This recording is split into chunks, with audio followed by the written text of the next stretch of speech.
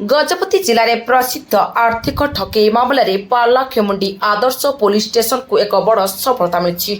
दीर्घ दिन धरी पलातक अभियुक्त जिली साहू को गिरफ्त कर कोर्टे हाजर कर पुलिस एही मामलार तदंत को जोरदार करिथिबा बेले से 25 रु अधिक महिला कोटी कोटी टंका ठकिथिबा अभियोग होईछि। भोवान जिली साहू विरोध में अनेक महिला एवं गृहिणी टंका लुटिबा एवं पारलाखेमुंडी पुलिस स्टेशन रे अधिक लाभ एवं अर्थ द्विगुणित हेबार प्रतिश्रुति देई सेमानको ठारू हड़प करबा अभियोग रे एक मामला रुजु करा जायतिला। संतोषिनी प्रधान समेत 25 जन पीड़ितांक अभियोग आधार में आरंभ होइतिबा अनुसंधान रे जणा पड़िछि जे ठकईर परिमाण 1 कोटी 38 लाख टंकारु अधिक अटे। पुलिस अनुसंधान जना पड़ी जे पीड़िता प्राय 1.5 किलो सुना अलंकार प्रतिश्रुति दे मुथुट फाइनान्स पारलाखेमुंडी शाखारे प्राय 24 लाख टंका लोन निया जाइछि। बैंक अकाउंट विश्लेषण जना पड़ी जे अभियुक्त तथा तांको परिवार सदस्यों अकाउंट रे भारी कारोबार करा जायतिला एवं पीड़िता टंका विभिन्न अकाउंट को स्थानांतर करा जायतिला। आर्थिक अनुसंधान समय पुलिस 3टी महंगा मोबाइल फोन 2टी स्कूटर एवं मोटरसाइकेल जबत करिछि। एहा सहित अभियुक्त एवं तांको मांको नाम रे किछि अस्थावर संपत्ति विवरणी मध्य संग्रह करा जायछि। अभियोग होइछि जे केवल गजपति नुहे रायगड़ा जिला एवं आंध्र प्रदेश किछि महिला मध्य एही ठकईर शिकार होइछन्ति। प्रशांत कुमार भूपाटी आदर्श पुलिस अधिकारी पारलाखेमुंडी भो पुलिस सूचना अनुसार जिली साहू विरोध में आउ 2टी मामला रही। गिरफ को एड़ाइबा से दीर्घ समय धरी पलायन करुले। गजपति जिलूर राजीव पंडा रिपोर्ट न्यूज टीवी। 2025 मसीहा मार्च मसरे आम रिपोर्ट होता जे दलबंदी टांकी रोड झिली साहू और परिवार वर्ग स्वामी उदयनाथ साहू और भौणी और परिवार अन्य किसी मेंबर समस्ते मिसी गोटे टाउन रे गोटे महिला ग्रुप करते से प्रत्येक घरे ग्रुप माँ भौणी मान डाकिक फाइनेंशियल असिस्ट करवा बैंक रू लोन कराइदेवा ये प्रकार प्रलोभन देखी ओरिजिनल डॉक्यूमेंट्स गुड़ा कलेक्शन कलापर बैंक को लेकिन जो सुना बंधा पकेबे से सुनार पैसा गुड़ा से रोटेशन करने से मागुला बंधा पकड़ा कि लोन करदेवा सुना टंका गुड़ा नहीं पलाऊला और निजे नहीं से मार्केट रे बुलाऊला से इंटरेस्ट मार्केट बुलाऊला आम पाखे खबर अच्छे।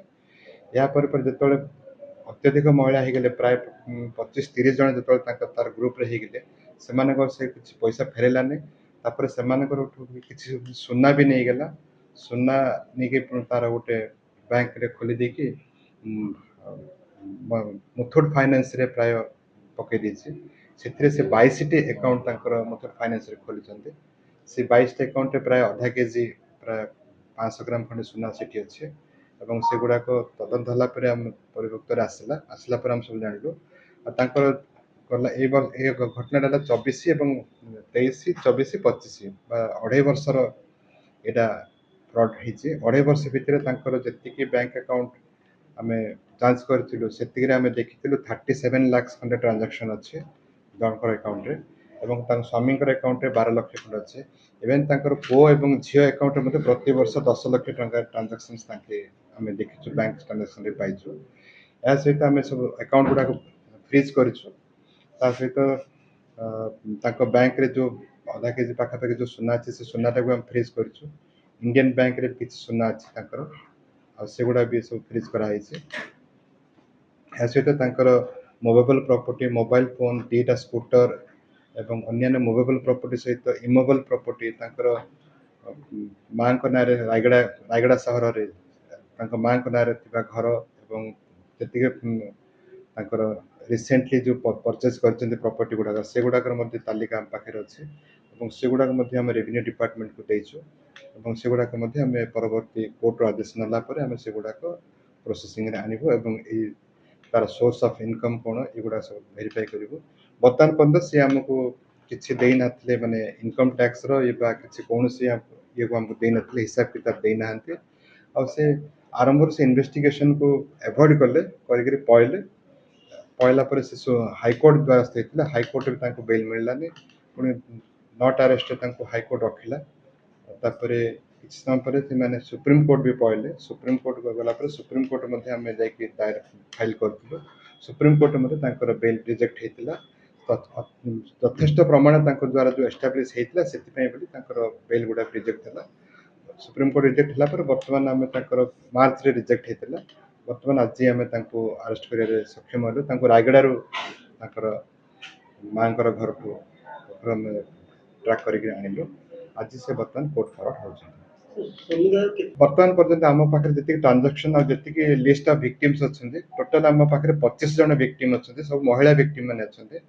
ସେ ମହିଳାମାନଙ୍କର ଠାରୁ ସେ ଟୋଟାଲ 1,38,00,000 ଟଙ୍କା ଆମ ପାଖରେ ହିସାବ ଅଛି। ଆଉ ବ୍ୟାଙ୍କ ଟ୍ରାଞ୍ଜାକ୍ସନ୍ ଅଛି ଆମ ପାଖରେ 50 ଲକ୍ଷ ଖଣ୍ଡେ ବ୍ୟାଙ୍କ ଟ୍ରାଞ୍ଜାକ୍ସନ୍ ବି ଅଛି ସମସ୍ତଙ୍କର ଆକାଉଣ୍ଟରେ। ଆଉ ସୁନା ପ୍ରାୟ ପାଖାପାଖି ଅଧା କେଜି ଖଣ୍ଡେ ଅଛି। ସେ ମାମଲାରେ କେବଳ ଗଜପତି ଜିଲ୍ଲା ପାରଳାଖେମୁଣ୍ଡି ନା ବାହାର ଜିଲ୍ଲାର ମଧ୍ୟ କିଛି ଅଛି? ହଁ, ବାହାର ଜିଲ୍ଲା ରାୟଗଡ଼ା ଜିଲ୍ଲାର କିଛି ଭିକ୍ଟିମ୍ସ ଅଛନ୍ତି। ପର୍ଟିକୁଲାରଲି ପଦମପୁର ଏବଂ ରାୟଗଡ଼ା ସହରର ବି କିଛି ଭିକ୍ଟିମ୍ସ ଅଛନ୍ତି। ଆଉ ସେମାନେ ବି ଆସୁଛନ୍ତି। ଇଭେନ୍ ଆନ୍ଧ୍ରାରୁ ବି କିଛି ଭିକ୍ଟିମ୍ସ ଆସିଲେଣି। ଆଉ ଏ ଟାଇପ୍ର ସମସ୍ତଙ୍କୁ ଏଇ ଲିଷ୍ଟ ଅଫ୍ ଭିକ୍ଟିମ୍ସରେ ଆମେ ଏଣ୍ଟ୍ରି କରୁଛୁ। ସାର୍ ଫରୱାର୍ଡ କରିବେ ରିମାଣ୍ଡ ଆଣିବି? ହଁ, ଆଜି ଫରୱାର୍ଡ ହେଲା ପରେ ନିଶ୍ଚୟ ଦରକାର, ଆମକୁ ରିମାଣ୍ଡ ଦରକାର। ତାର ଯେତିକି ଫାଇନାନ୍ସିଆଲ ଟ୍ରାଞ୍ଜାକ୍ସନ୍ସ ଯେତିକି ଆମେ ତାକୁ ଅନଆର୍ଥ କରିପାରୁନୁ, ଆଉ ସେଗୁଡ଼ାକ ପାଇଁ ଆଣିବା ପାଇଁ ତାଙ୍କୁ ନିହାତି ଆମକୁ ହେବ। ଆମେ କୋର୍ଟକୁ ଆବେଦନ ଦେବୁ। ସେ ବ୍ୟକ୍ତିଗତ ଭାବେ କ'ଣ ବ୍ୟବସାୟ କରୁଥିଲେ ନା ତାଙ୍କର କ'ଣ ବ୍ୟବସାୟ କ'ଣ ଥିଲା? ତାଙ୍କର କୌଣସି କିଛି ବ୍ୟବସାୟ ନାହିଁ। ତାଙ୍କ ସ୍ୱାମୀ ତ ଠେଲାରେ କ'ଣ ଜଳଖିଆ ବିକ୍ରି କରନ୍ତି। ତ ତାଙ୍କର କିଛି ନାହିଁ। କିନ୍ତୁ ରାୟଗଡ଼ା ଆମ ପାଳାଖେମୁଣ୍ଡି ସହର ଦୋଳ ଟାଙ୍କିରେ ଗୋଟେ ଘର କରିଛନ୍ତି। ଘରେ